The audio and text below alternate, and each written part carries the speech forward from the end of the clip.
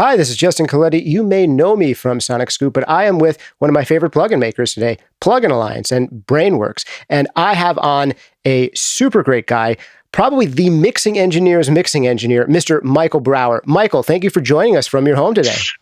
It's my pleasure. Thank you. All right. Michael has worked with a tremendous number of great artists, from Coldplay and Grizzly Bear to John Mayer and James Bay to Aretha Franklin and Luther Vandross and so many more. Great to have you with us. Michael and I are going to be geeking out a little bit about a console that's been super important in both of our lives, even more important in Michael's life, though, the SSL, and specifically the SSL 9000J. Plugin Alliance and Brainworx is coming out with an emulation of the 9000J, but I just wanted to get a sense from Michael about why this whole line of consoles has been so important to him and so many other mixing engineers and recording engineers, and what the 9000J in particular did within the history of SSL and music mixing, and why that tool might still be relevant today. Michael, thanks again for being here. Can you tell me about the first time you ever touched an SSL and what you thought of it? What was your first experience with an SSL console? I actually remembered feeling very lightheaded, thinking I might pass out because I had grown up on a Neve. Right. It was a Neve 8068 at Media Sound. Yeah.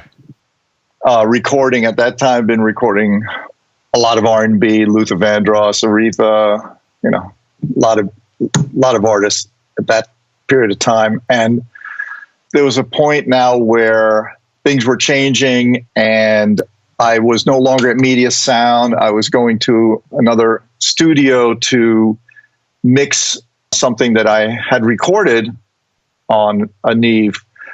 And normally when I would put up a track, I would just put everything at 0. And that was my balance.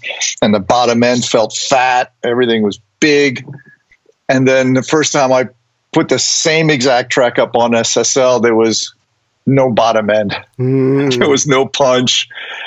I was like, whoa, what is this? They really have a different tone. And you were, just to clarify, there are some people who love that about some of the SSLs, that they sound kind of like tight. And there's a lot of rock engineers who really dig that sound. But in the 4 and 6000 series, I guess it just, for the kind of R&B you were working early on, it just didn't make sense, right? Well, I also understand that this was the first generation. Oh. It just came out, okay? I'm not saying that's what it is like now. This is what it was in that first desk. What was the first SSL that you remember really enjoying working on then? If you had some challenges in the very beginning with the very first generation SSL, what were the models where you were finally sitting down on them and saying, all right, I can make this work. I can get sounds as great on this as the Neves I was working on before? I think I was mixing Aretha's Freeway of Love album. That was at Right Track, and at that point the EQ was much better. The bottom end still wasn't that real fat bottom end, and it didn't feel like it had the full bandwidth that I was used to listening to on a Neve. Mm-hmm.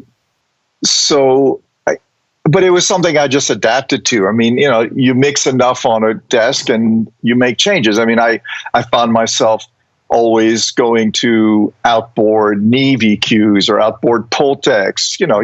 You immediately adapt and you go, okay, what works, I leave alone. What doesn't work, I'll find something, because I still want to hear the bottom end the way I'm used to hearing it. But it really wasn't until the 6000 that things started to really come together for me, because that was also about the same time that my whole multibus started to formulate, and I was looking for something more than just a stereo bus. Right.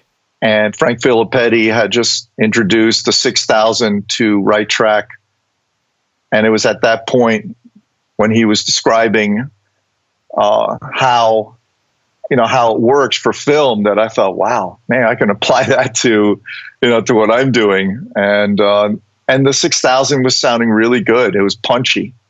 And then it graduated from the 6000 to, at Sony Studios, I ended up using, gosh, now trying to think whether it was a 5,000 or a 7,000, but it had the 4 buses. I was like, oh, this is great. It's got one more bus. And at that point, I'd already been developing my whole Multibus for a few years. So it was really, really great. And I love the sound of that desk. And it wasn't for me until the 9,000, everything came together. And I was so shocked by the sound difference. All my friends were loving the sound of the 4,000, that crunch. They were doing rock and roll. They were doing, a lot of stuff. And that, what it essentially was third harmonic distortion, as opposed to even harmonic distortion that I was used to on the Neve, that was just creating this really cool new sound, essentially. And guys like Chris and Andy and Brian, I mean, just so many guys jumped on, that desk just was so instrumental in getting the sound they were, loving. That would be Chris Lord-Alge, Andy Wallace, and O'Brien. Mm-hmm. Right? I love how you're on a first name basis with all of the other top mixing engineers out there. It's a small cadre of people who do some really incredible records. Well, it's a small world. Indeed, man. Indeed. But I mean, I was also an assistant to Bob Fairmountain. So, he came from Media Sound as well as Tony Bon Jovi and Harvey Goldberg, Michael DeLug. So could you tell us a little bit about your very first experience with the 9000J? What was the context where you were first hearing it and first got to try it out? I was mixing a record in Paris. Guillaume Tell was the studio. And I was mixing on, I think it was a 6000. And downstairs, they had just gotten in the 9000. And so I walked in just to listen to what they were doing. And they'd been recording an orchestra. And I'm standing in the back of the control room, and the musician plays the timpani. And it just blew my mind because I could hear the full bandwidth. I could hear the whole top. I could hear the whole bottom. There was a clarity, there was a punch, and there was a warmth to it. It was all the things that I just was missing from the 4000. 4000 always felt that it was hitting a rail, which in fact it was. It wasn't, it would, as it would get close to the rail, it would start to saturate and limit. And I didn't know that, but I was hearing something. And, it would begin to crunch, basically. Right. And here I am listening, and it doesn't feel like there's this, limitation on the top end, and the bottom end was like nothing. It reminded me of the fullness of my Neve.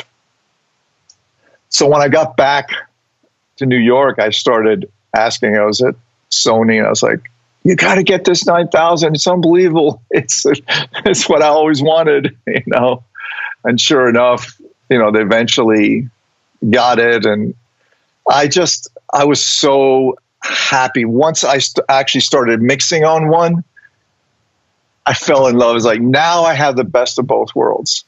Now, because at this point, mixing on a Neve, it just didn't have that fresh, modern sound to it. The upper mid-range just was too warm, a little too dark.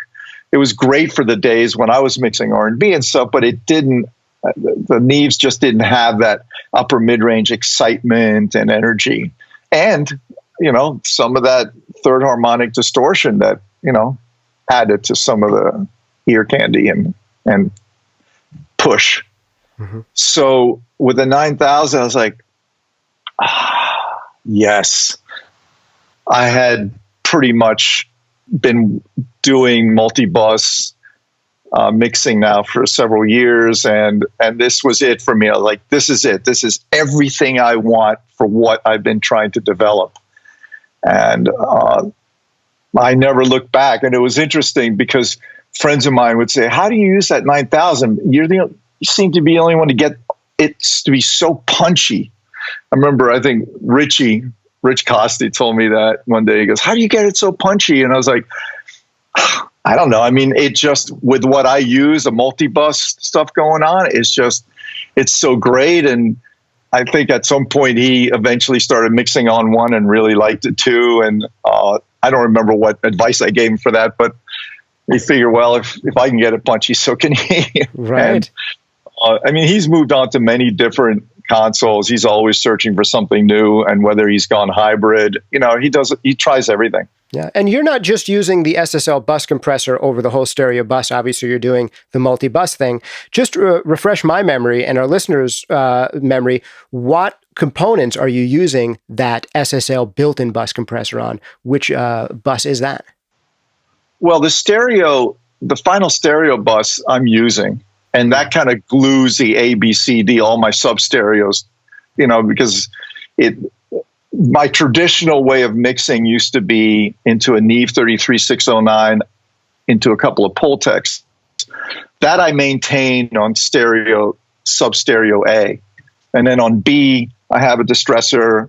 I mean, without having to get too technical, and long-winded on this, I just started doing independent compression of different parts of the record. Like the guitars had their own, basically the stem that was processed, and then the drums and the bass had their own, and the vocals had their own, mm-hmm. And for you, the SSL bus compressor still is the final compressor. It's the bus compressor that all the other bus compressors are going through.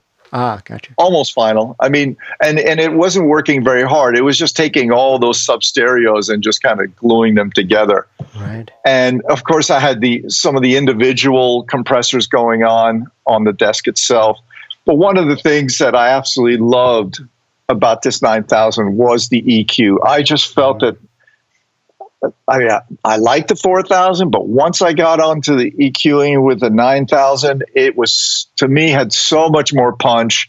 It was more musical to me. I loved it. I loved it.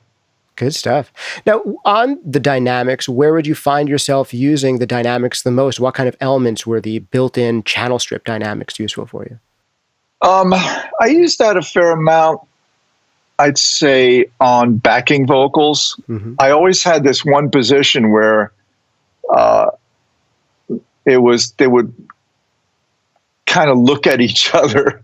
I think there was a gain and a threshold or a ratio. I don't even remember, but they would look. I had different positions. They would kind of look this way or look that way, and each one had a different sound. And so I used it on that, and very subtly on other things.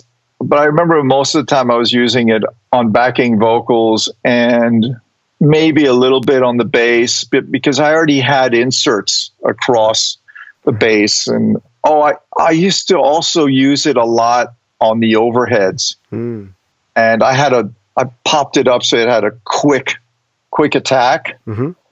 And I would let the release kind of slow, so when the cymbals would hit, it would go, it just had this great splash that I just loved. So I always use that. And were you much of a guy for the expander gates in there? Was that ever part of your workflow significantly? And I used the gate. Mm-hmm. But I didn't really use the expander. It really kind of depended on which worked better. Mm. If I really wanted to close down the ambience after the sound was, playing on. But I didn't use much of the expander. What kind of things would you gate normally with the SSL? Are you kind of a gate the toms kind of guy, or are there other elements that you? Yeah, I would gate the toms, and sometimes I would have the snare. I'd sidechain it so that the snare would open up the room or open up other things, or maybe the hi-hat would be triggering a guitar, so that instead of a normal sustaining, maybe the guitar would be going da, da, da, da, da, or I could be doing that to a synth. Oh, interesting. So the hi-hat could kind of punch through the sustaining guitar or synth line.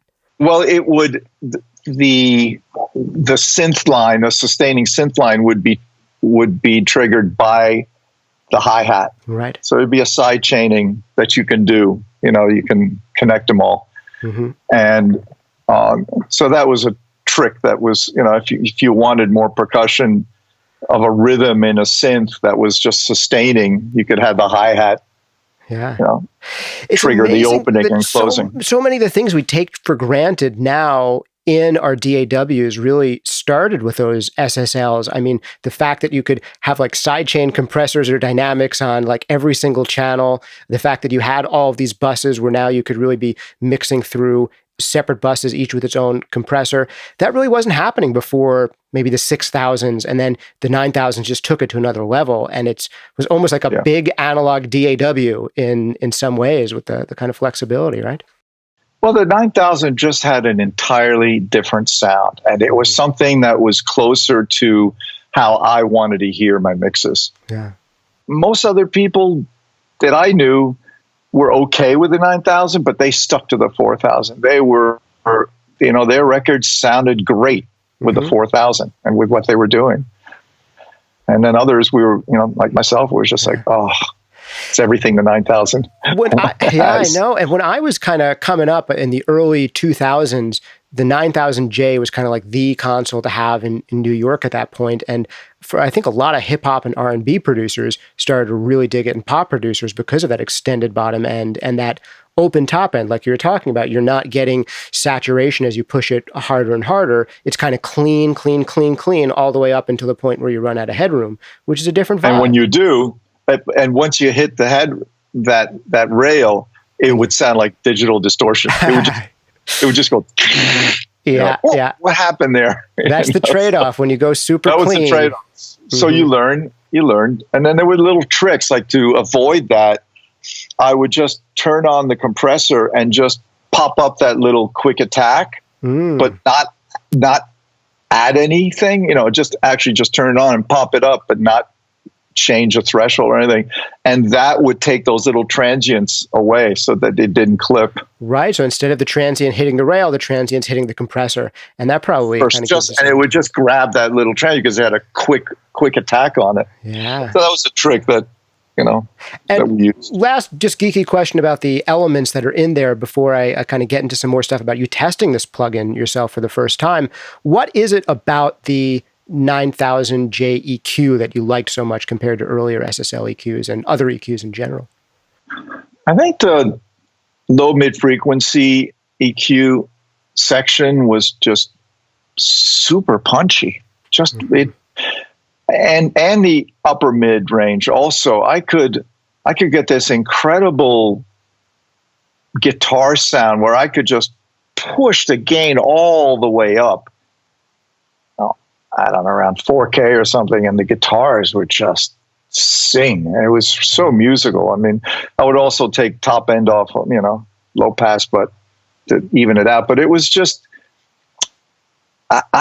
anything I put it on, it just made it pop better. Yeah.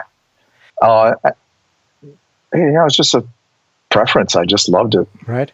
Now, quick question for you on famous records that people might know you for. I'm going to throw out some names and just tell me, were all of these done on the 9000J? So some of the bigger ones that often get thrown out there are Coldplay, James Bay, John Mayer. Those are some of the ones that come up a lot. Were most of those kind of bigger pop records on the 9000J predominantly? Yeah, definitely. Just about everything after 86, 87. Gotcha. I mean, one of the first records where I realized that the standard traditional way of mixing stereo wasn't going to work for me was when I mixed Aretha Freeway of Love record on the 4000 at Right Track. Mm-hmm. So at that point, I was like, uh-oh. So from 86, you were starting to work on SSLs, and then the J itself probably came out maybe more like 96 or something, and you were starting to work on the J shortly thereafter? As soon as it came out, I never looked back. I stayed on a 9000 until the day I left Electric Lady. Sweet. Understood. Yeah. So you've spent a lot of time working on SSL 9000Js. You spent more time working on SSL 9000Js than most people have had careers in audio. So I think it's super exciting that you got to take this plugin and try it out compared to an SSL 9000J that you were super familiar with. Can you give us a sense for how it compared? And I understand that you actually gave Plugin Alliance Brainworx some notes on what they could do to make it really, really kind of shine compared to the original. So what was that process like for you of demoing it and trying it out compared to a real one? Let's just back up a little bit. When I left Electric, it was a difficult decision to move away from a desk that I love so much. Right. I mean, that had been very, very much a part of my sound. Mm-hmm. And the idea of going to a hybrid situation was pretty frightening. And one of the first things I did was try to figure out, several companies were making copies of the SSL channel strip. Mm-hmm. But none of them were doing the 9000, which was upsetting to me. Right. But before I left Electric Lady, I was comparing all the different 4000s, that different companies had, see which one would come the closest to feeling like my 9000. And also just to say that the 9000 Electric Lady, the purple desk, was unique. It had a punch that no other 9000 I ever worked on had. Mm-hmm. I don't really know why. I don't care. All I know is that it was great, and it was one of the earliest desks, right? So you would think that it would probably not be as cool as the later one that I'd been working on. So what I did over a period of time was take the plug-in of from each company and bring up multi-guitar or multi-drum or multi-bass or multi-vocal or multi-percussion, every different instrument, put it up so that I had the desk, EQ and compressor, and then I had the plug-in. And then I would try to match the plug-in to sound like the desk. Because I knew that I was going to be leaving the SSL for good. I was going to go to hybrid, but I didn't want to leave SSL. I just I was going to leave the analog desk, but I wasn't going to leave the sound. Right. I'm SSL till my dying day, right? So basically, it was Plugin Alliance that had the vibe, had the closest vibe to the 9000, and it was a 4000. So I said, okay. And also it has this random setting. So it just sounds like, because on a desk, all the channels sound just a tiny, tiny bit different. And that's what gives it character. But there was also a certain feel that you just can't, you can look at the numbers or, they'll look identical, but they feel a little bit different. And Plugin Alliance was the one where I said, okay. So I took Plugin Alliance and I would start off, my default on every session is that there is the 4000 across every channel. Mm-hmm. That's how it starts. Every channel has it. Every channel has one default setting to start me off. There's no EQ, but I mean, there's certain things that are in place. The way I would normally normal my desk is how the channel strip is normaled. Right? It's just certain things. EQ is in, compressor's in, there's certain things are set. And the EQ was close, but it was no cigar. I was like, okay, I'll adapt. At least it feels, even without the EQ. And it's not close specifically to the 9000 that you're used to. I'm sure it was pretty close to a 4000 EQ, but that's not the EQ that you fell in love with. Right, and I didn't even try to A-beat against a 4000 because I'm on a 9000. Yeah, I get it. So all I care about is how close can you get to what I want to have right now. Right. And so as soon as I loved it, I started calling them, hey, listen. Mm-hmm. When are you going to do 9000? Listen, when do you think you're going to do the 9,000? And every 3 or 4 months, you go, oh, well, we're thinking about it. Oh, so how's the thinking going? I was politely annoying them. Mm-hmm. And, I slowly got to, talk to the head guy, and eventually I was talking to Mark, and Mark would just say, yeah, we're on it. We'll get back to you. And I go, okay. And I'm thinking, all right, I'm probably annoying him too much. So I wait 6 months. I go, hey, how's it going? So how close are you to a beta? And eventually about, I don't know, I guess 2 or 3 months, it's just very recently, I said, so how's it going? And they go, yes, we have one that you can try. I was like, really? Oh, what a pleasant surprise. What a pleasant surprise. So you're going to send one to me like today? Mm-hmm. and they go, yes, we are. We want you to test it out. And I go, okay, well, fine. The only way I can do that is test it against a real 9,000. So I figured out a time where I could get hold of a real 9,000, and then I put it through its test. Through every instrument, and I made sure that channel was good. I compared it to 2 or 3 channels, made sure that there wasn't something faulty or they had an extra gain or something. I was really meticulous. And then I made sure that the levels were the same, everything, so that I had one is the desk and one came up as I was monitoring the software. Mm-hmm. And then I started going through its paces and just pushing it all the way on different instruments. And it was unbelievable. It was exactly like the 9,000, except for I discovered the low mid frequency. It was off by a couple of dB. The design, it was like a little number was on there. You didn't know whether that frequency belonged to the dot below or the dot above. I mean, really, really minor stuff, because the top end, the higher mid frequencies, the compressor, everything worked exactly. I could go between the two. I could not hear a difference. And generally, when you're trying to compare a software to a hardware, you find yourself pushing a lot harder, or you got to do a little bit more. It's in the ballpark, but it's not nailed. Yeah. This was like, oh, I can't believe it. And I did my thing on the guitar, and I did my thing on drums.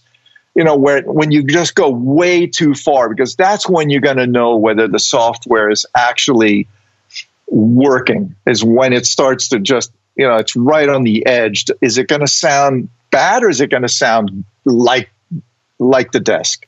Right.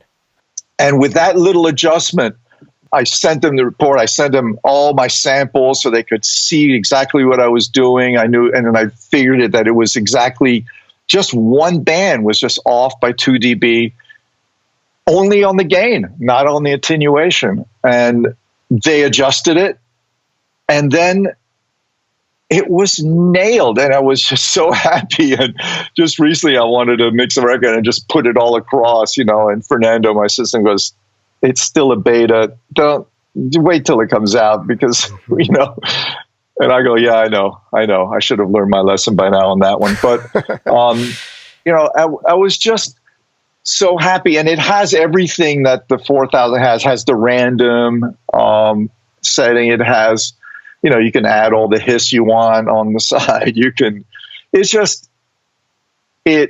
It reminds me of the 9000. And for me, that was a really, really happy moment.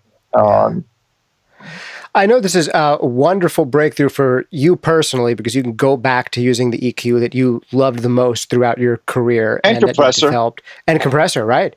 That you've loved most throughout your career, and really, work in a way that you've developed an intuitive way of working on. But I want you to make the sell for me of why other people should care who didn't work on the 9000J in the past. Why should this EQ, this channel strip, this compressor be relevant to them who maybe are just a DAW only engineer? Why might it be useful for them in their lives? It's like anything else. you take the EQ. If you've been liking the Plug-in Alliance, the 4000, try the same thing that you were doing with the 4000 with the 9000. If you like it, use it. Right. If you don't like it, don't use it. I mean, I'm not going to sell you on it. I'm going to say that for me, I am so happy because I love that EQ. Yeah. That was my favorite EQ. So if you're looking for the 9000 sound, that's the one. Plug-in Alliance nailed it. But that's really, to me, that's all I care about. And if you put on the 9000 and you go, wow, man, this is great on certain instruments, okay, you're good. I mean, there's a million plugins out there. There's a million EQs, a million compressors. You use it to what works for you, and Plug-in Alliance and that particular 9000 is not the only EQ I use. That's the default for me. That's across every channel. So when I'm playing my music, it feels like it's going through what was a 4000. Now it's going to feel like what's going through the 9000 because you don't have to be using. You can just have them all the EQs in, and you're getting that overall blend, the processing of the gentleness of that particular desk that you have. I didn't want to lose that sound. I get it. And then last quick question for you, 9000J versus 9000K. Is it my understanding that they should sound pretty darn similar and the biggest differences are in some of the automation and computer system that happened between the J and the K? Or do you feel like there was significant differences between them in your experience? I have asked that question. I've asked the head of SSL. I've had many talks with Ed. The K, I think, he swears that there's no sonic difference, that the actual, the engine section of everything is identical. What was faster and different was the computer. And also on a channel, the little fader you could choose a little fader to go to A, B, C, D if you wanted to, which you couldn't do on the J. But otherwise, I think it's identical. I did a recall on a K, and I thought I heard a difference, but what was I really hearing that was different? I don't know. I think the K really primarily was an update on functions and computer speed, and the computer itself's a bit different. But I agree with you. I don't think there's any sonic difference between the K and the J. Mm-hmm. Yeah, at least to the point where if someone's looking for an SSL 9000K plugin, they could look at the SSL 9000J and be like, the EQ is working the way I want it to work, the overall sound's the way I want it to be, the compressor's working the way I want it to work. So people who really like the K should be looking at something like this potentially instead of a E or G reissue. Yeah, I don't think there's any difference. Gotcha. All right. Good stuff. Not from Sonics, anyway. Michael, thank you for taking the time to go down memory lane with us. It's not memory lane anymore. It's like right now lane, because now the 9000J is staring you in the face every day from here on out. And now we get to tell the world about it. So if you guys want SSL style EQ, SSL style compressor, but you don't want that, what do people call it? Gritty, aggressive, assertive, tight, tone of the 4000, 6000 EG series. The 9000J is SSL, but bigger on bottom, smoother, cleaner on top, and EQ that Michael Brauer likes even more. It just feels like it has much more of a bandwidth, right? That's the whole thing. It just feels bigger and more open. Yep. And plus, I made about, 30 presets. So, and we can all use those too? Yes, you may. Good, wonderful. Thank you so much for sharing that with us, those presets with us. Thank you for sharing your time with us. I'm sure these guys, if they want to try this out for free and try out your presets for free, they can do that. Go to pluginalliance.com and you can always get free trials on this stuff. Definitely worth checking out. And if you own the bundle, the Mega Bundle, or subscribe to the Mega Bundle with Plugin Alliance, I think this is just like a free update for you if you're a subscriber. So it's just another, tool in the arsenal now for everyone who's subscribed. And if you just want to get as a one-off, you can do that and try it out too. I'm going to try it out myself now. So thanks so much for taking the time to talk about it, Michael. Really appreciate it. All right. Any last famous words before we let you go? See you later. All right. Alligator. Those are super famous words.